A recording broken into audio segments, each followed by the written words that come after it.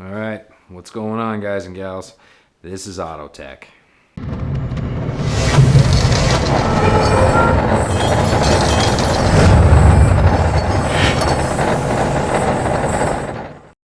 right, so as you can see, I've got the Yamaha all set up in the garage here. I had to move it forward a little bit just so I could get it under some better light. You can see two hands, so things are changing. That's a plus. What we're going to be doing today is we're going to be doing a throttle body resync. Now that's just something that is needed for maintenance on the Yamahas. Like they recommend it at the first oil change, and then they recommend it again at I think 10,000, and then blah blah blah blah. Hopefully you can hear me okay. This is my first time giving this setup a go. But yeah, let's not really waste too much time and we'll just get right into it. So basically we got to get to the throttle bodies, which are underneath this fuel tank. So everything that's in your way has to come off. So I've got the aftermarket Corbin seat, so that's going to be a little bit different for me to remove, but it'll be very similar for you guys with the two-piece seats that you currently had. If you're unfamiliar with how to get your seat off, you just put your key in there, lift this up. All right, so before I get too far ahead here, you can see I got the seat off.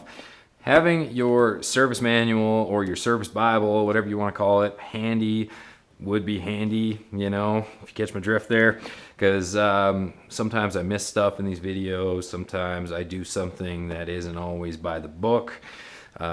This is just the way that I do it. And having like a towel and stuff to set your stuff on so that it doesn't get all scratched up is definitely very handy. Or you know, some shelving and stuff like that is ideal. Currently my shelves are full of other stuff, so it's all gonna have to be right there.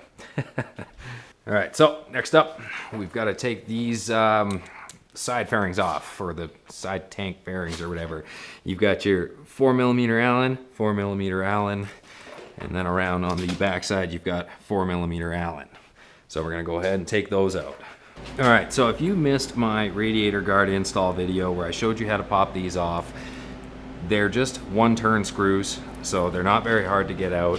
And then from there, you need to just pop this out of the rubber grommet, which is a little bit, like, don't worry, it's, you know, it goes, as you can see.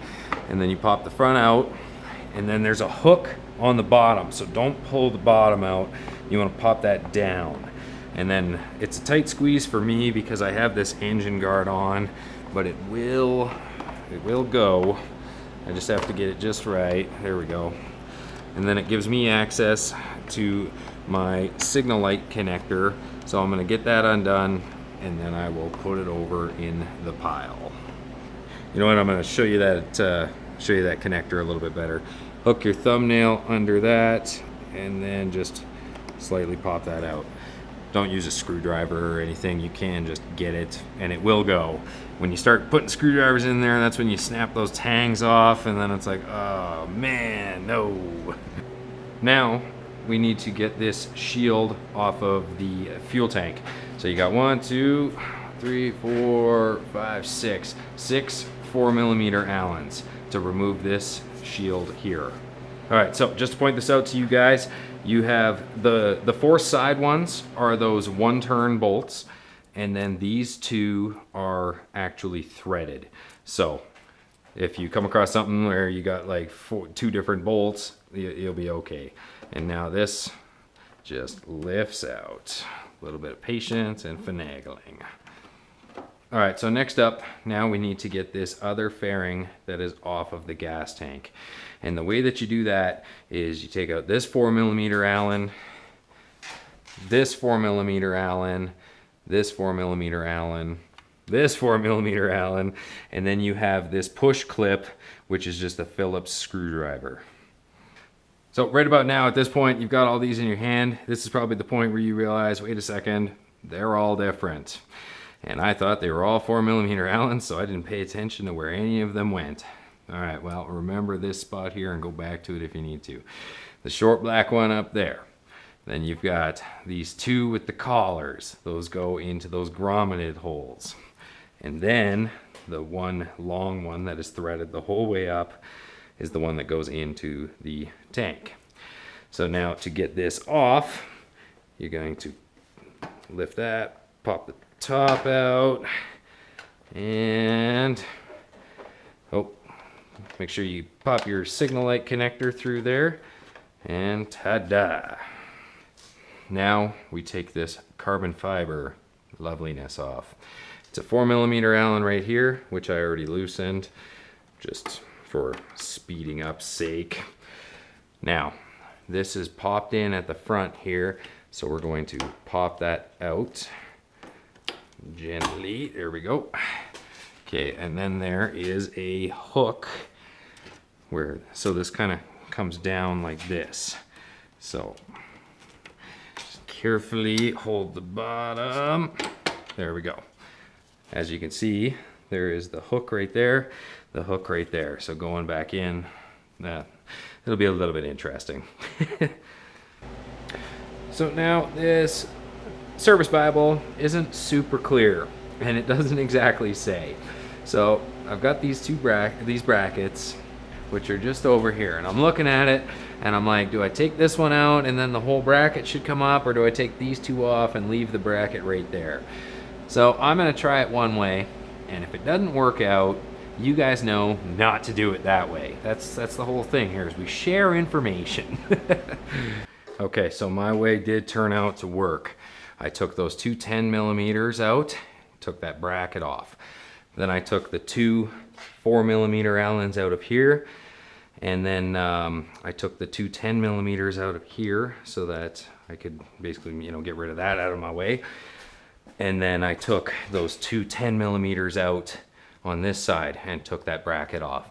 Now this gas tank is loose, but I had read somewhere that someone was able to just flip it to the side or something, and they had all the room they needed to work. So I'm gonna play with that for a minute, and if I get it to work, I'll show you. If not, we will just take the tank out.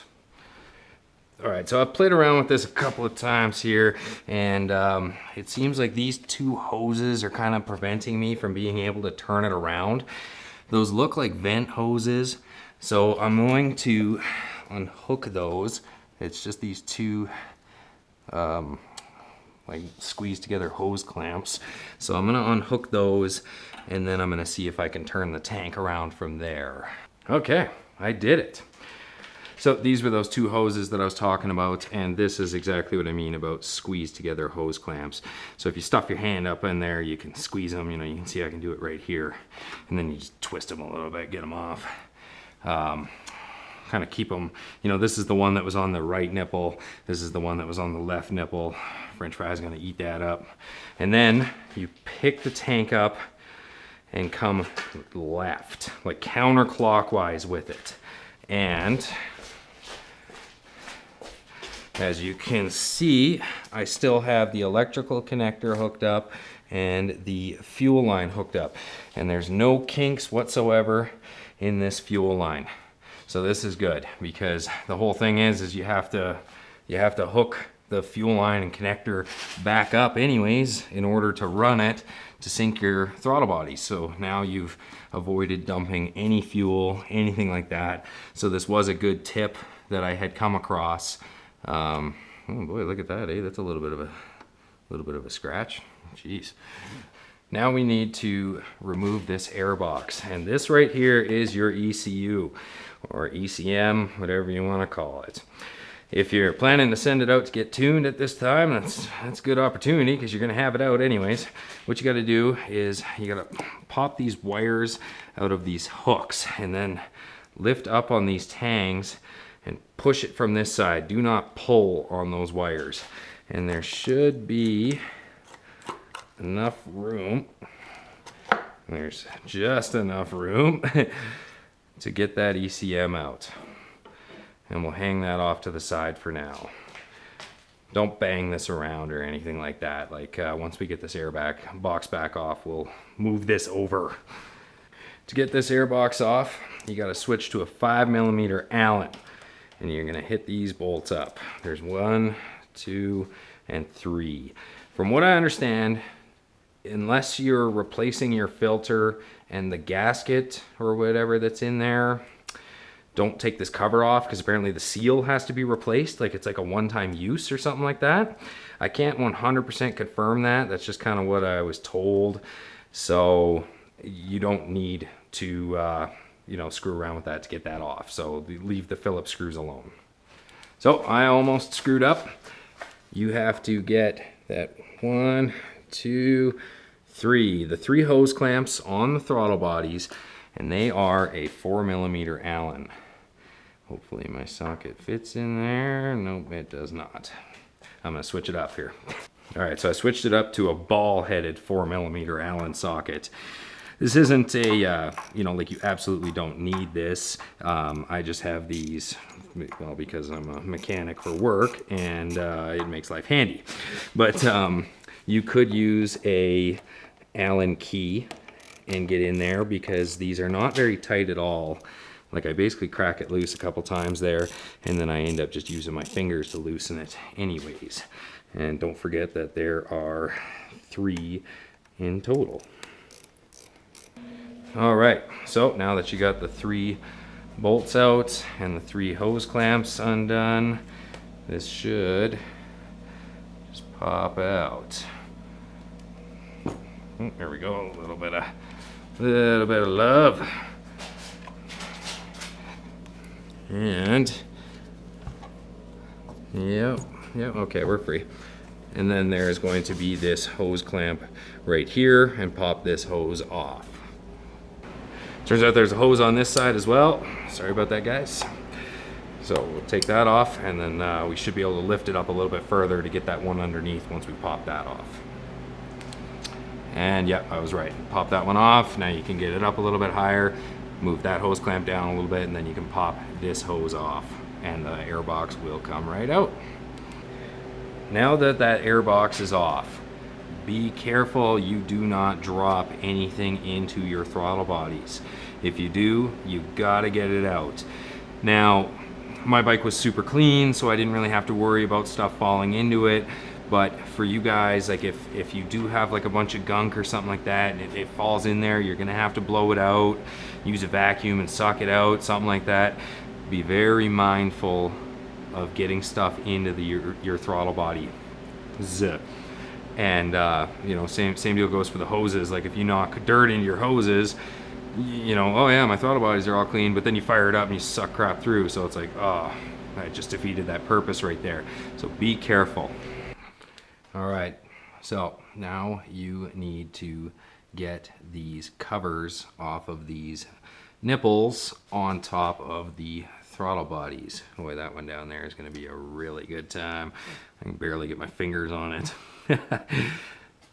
So the simplest way that I found to do this is with a long pair of needle nose, and then you can get on that little clamp, pop it up. And then for that one that's way down there, if you come in through this side, you can pop it up. Don't grab the tip and just pull it off. I did that and it tore. So now tomorrow I'm going to have to try and find a replacement, which is not going to be fun. Okay, so now we are ready to hook up our carb sync tool and basically get syncing those carbs.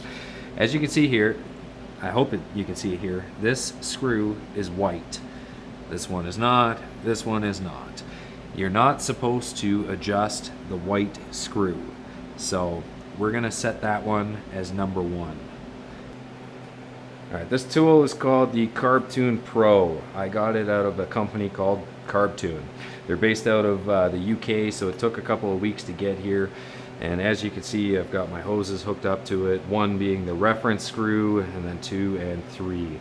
That's not necessarily an indication of what actual cylinder it is, it's just what I'm using, so that when I'm looking at this gauge, I know exactly which cylinder I'm looking at. Now, we're gonna have to fire up the bike and let it run for about 10 minutes, get it up to temperature, and then we'll start making some adjustments. So if you're working inside a garage, be very mindful of your carbon monoxide. Like the man door is probably not going to be enough, so by the time this thing gets to temperature, I'm probably going to have to crack the big door a little bit. But as you can see, when the bike is cold, you're really getting very unstable readings. So that's why you got to have the bike warm. Plus it's in like power enrichment mode right now, so it's not running the way that it would when it was when it's in closed loop, and it's actually using the O2 sensor to monitor feedback, and your engine will run much smoother.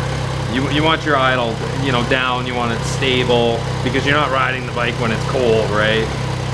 All right, so now that the bike is nice and warm, you want to look at this with it straight up and down as best as you can.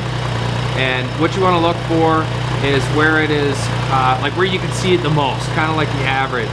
So like this one, it's just right above that 20 mark, right above that 20 mark, and then this one's right at the 20 mark. So we're gonna have to adjust that cylinder number 3 a little bit. So in order to do that, we have to take our screwdriver and we're just going to turn it, say, out a half a turn, and then we'll flip the throttle a couple times. All right, so it appears I went the wrong way. So we're gonna wanna go in a half turn. So what I did is I went back to where I was and then in another half turn.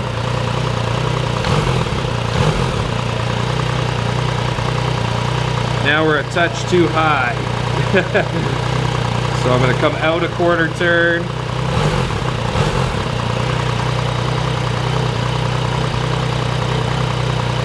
There we go, that's looking a little better. I'm going to make a tiny tweak on that number 2 as well.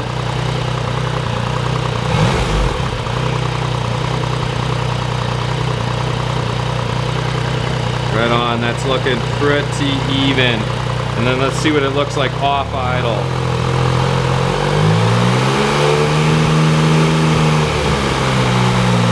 That's looking nice and even to me. So the simplest way to explain this is on this one, you don't want it to be more than 1 bar or 1 line on this graph difference. Like that's the absolute max. I like to get them like as close as I possibly can, and those are actually looking pretty bang on.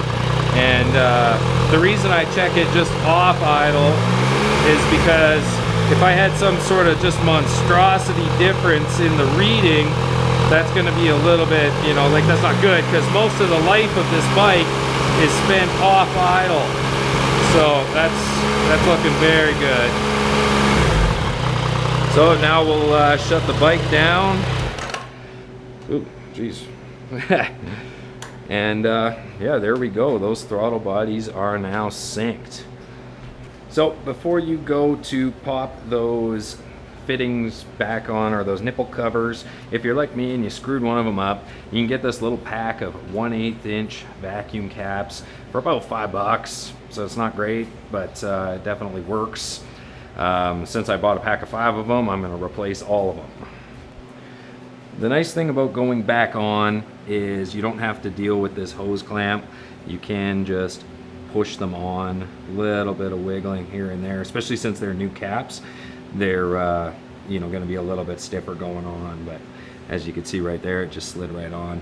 This one way down in here, that's going to be interesting. I think I'll have to try and get my fingers through, like over here and through here, and use 2 fingers to pull it on. So in the event that you drop this one while you're trying to put it on there, it will actually be just down in there, and if you use a magnet, you see you can grab that hose clamp. So if you drop one, make sure you look down in there by the starter, because that's probably where it's going to be, because I've dropped this twice now and that's where it was. So I found the easiest way for this far one is to hold on to the hose clamp with a pair of pliers and then put your finger down, and then you can push that on just like that. So that's not too bad at all. Alright, so once you get them all in there, just make sure that they are fully seated, that those little clamps are in the proper places. I do kind of question if these clamps are even needed, because it's under a vacuum and these vacuum caps are fairly snug fitting, so like I don't see them popping off. But whatever, some engineer decided that they needed to be there, so I'm gonna keep them there. When you're setting the airbox back on, remember to hook up that bottom hose before you hook up the left hose.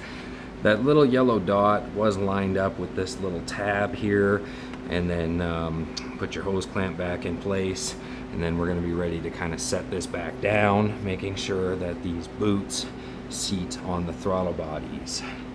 When you're popping this airbox down, I found it was a lot easier if you just put your thumb and finger here and help to push those down, making sure not to pinch these wires, and then make sure that your throttle cables are in this nice little tab here. Now we're pretty well ready to start putting in bolts for this. So for these airbox bolts, I'm going to put a little dab of blue on them, and then I'm just going to thread them in until they touch, and then we're going to torque them to 5 foot-pounds. So the torque on these bolts is 5.1 foot-pounds, and they are a 5mm Allen. Now we have to tighten up these hose clamps that hold the tubes onto the throttle bodies. I'm using that 4mm ball head socket. You could use an Allen key. The torque on these is 2 foot-pounds, so it's basically just a touch past snug. Now that that airbox is all secured in there, remember to flip your ECM up and pop it in, and to pop your wires into that little, I don't know, wire holder or protector, whatever you want to call it. Now it's time to put this gas tank back. So if you remember, we turned it off going clockwise or counterclockwise. So now we are going to go back on in the clockwise manner. So a little bit of care, making sure not to bump too much or drag it too much. Get your fingers just right. All right, sort of set it back where it goes on top of those little hooks and tangs. Okay, there we go. And now we have to hook up those vents, and this is definitely a two-hand job because you got to hold it up, and then you've got to pop these hoses back on, like these ones here. You definitely have more access on the right side of the bike in order to pop those up. And then don't forget, those hose clamps are easily squeezed just with your fingers, so you can reach in there, squeeze them, pop them up. So that's pretty well about it for those. I mean, just make sure they're fully up there, which isn't too hard to do, and then make sure that those hose clamps are in a suitable location. So now we are ready to set this tank down. I'm just going to make sure this connector's out of the way of everything, and there we go. So now the tank is ready to get those brackets put back on. So now for this bracket here, don't forget the two 10mm went at the top, and then the two 4mm Allens went in the bottom. We're going to be putting a dab of blue on those, and don't forget that they are torqued to 5.1 foot-pounds. However, I'm going to thread all of these in, and then I'm going to get those brackets on as well, and then we'll fully torque the tank down. All right, so for these side brackets, I mean, you guessed it, a little bit of blue Loctite, and then don't forget that the one tab here is supposed to hook underneath the tank. So you want to hook it on like that, and then we're going to start these bolts, and then we're going to do the same on the other side. The nice thing about where they're positioned is you can see the bolt holes pretty good, so you might have to lift up on the tank just ever so slightly to get that one to start. All right, so same deal for the other side. A little dab of blue, and then we're going to come on over and get this somewhat lined up beforehand, and then we'll hook that bracket in there, get it started. There we go. And then now we'll have to I hope that showed up on camera there. As I lifted the tank, you could see that the threads lined up really well. And there we go, now we're started. So I don't have any particular reason behind this, but I'm going to torque these ones first, which go to 5.1 foot-pounds. And then I'm gonna move on to these side ones. I guess my reasoning behind that is that these side ones mainly just pivot, so they don't actually really hold the tank other than just kind of like securing its location, whereas this rear one is the one that actually keeps it from moving. So now that I get these all torqued up, now I'll go ahead and torque these ones, which are 4mm Allens. So these ones are also torqued to 5.1 foot-pounds. So it's not much. Like if you're working without a torque wrench, you know, 5.1 foot-pounds is really not much at all. So there we go. The tank is basically fully back on. We never unhooked the fuel line, so we don't have to worry about that. We never unhooked the electrical connectors, so there we go. We're ready to start putting the good stuff on, the trim. Now we're ready to put these cool carbon fiber panels on. If you remember when I removed it, I said, oh, that's gonna be a little bit interesting.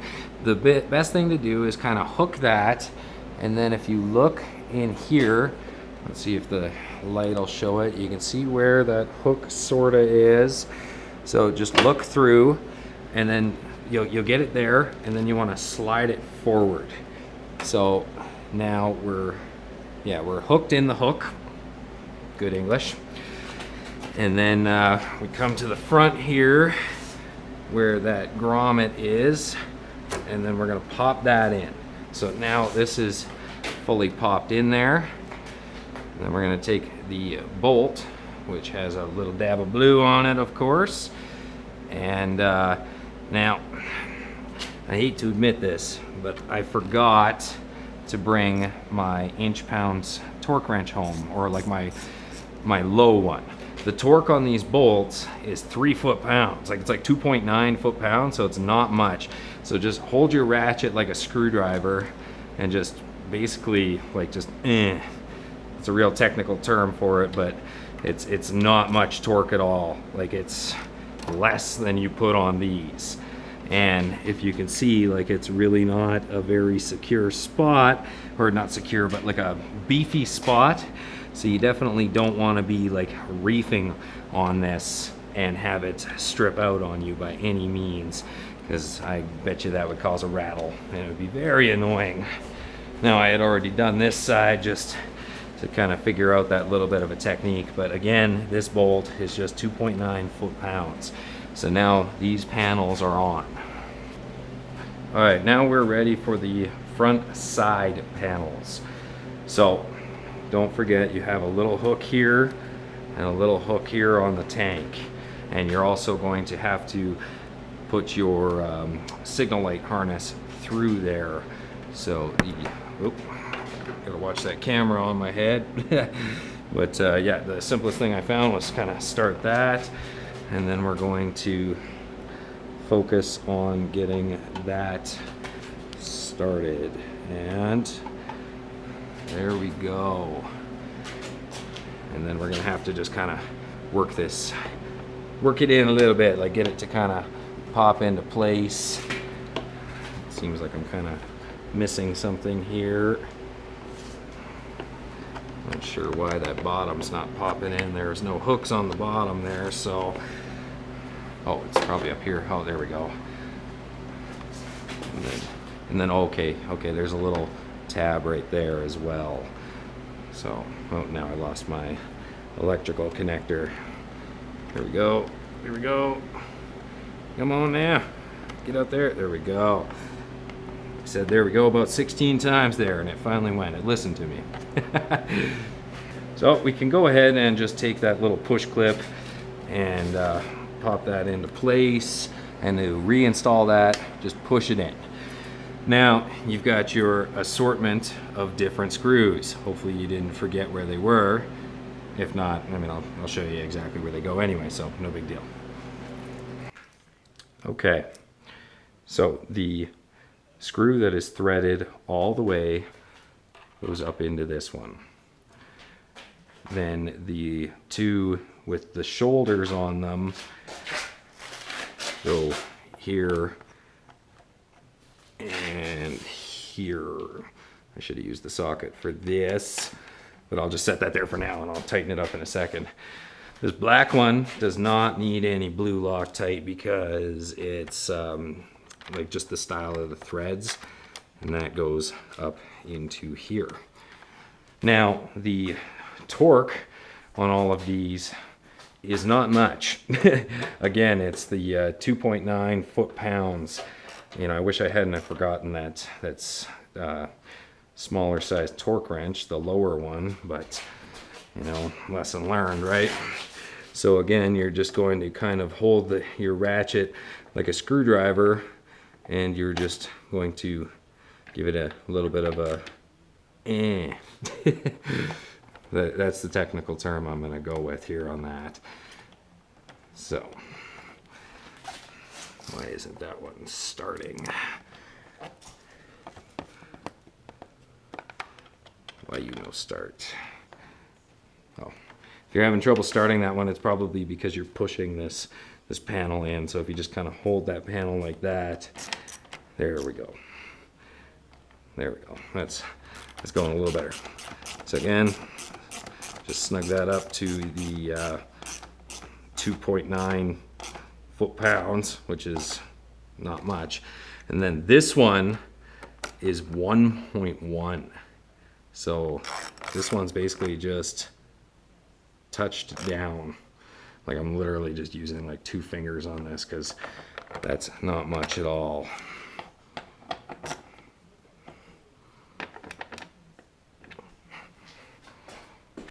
So now we are ready for that signal light panel.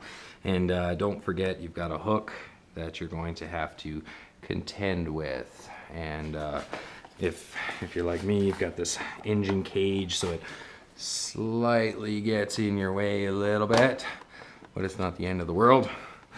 And then you have to hook up your connector, which kind of sucks. It's a little bit finicky. There we go, that's clipped in. And then now we have to get this bottom hook hooked up. And then we are ready to pop that in. Perfect. And then the hardware for these is those 4mm quick turn, or one turn bolts. So you basically just put it in, give it a little bit of a a little bit snug. There really isn't a torque spec for these, but yeah, so just basically hold your ratchet like a screwdriver again and just kind of give it one of those.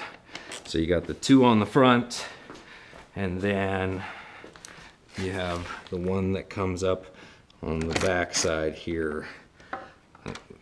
That way's not working for me with my cage. There we go. There. So again, you just kind of hold it like a screwdriver and give it a little Alright guys and gals, so this is where I'm gonna let you guys take it from here. I've got something else that I need to do to the bike, which is going to require this fuel tank cover and this side cover being off.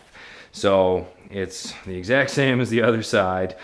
Pop that side panel in, 3 foot-pounds basically, and then once you get that side fully assembled, you're going to take that front tank cover, pop it in, and all those bolts are also 3 foot-pounds.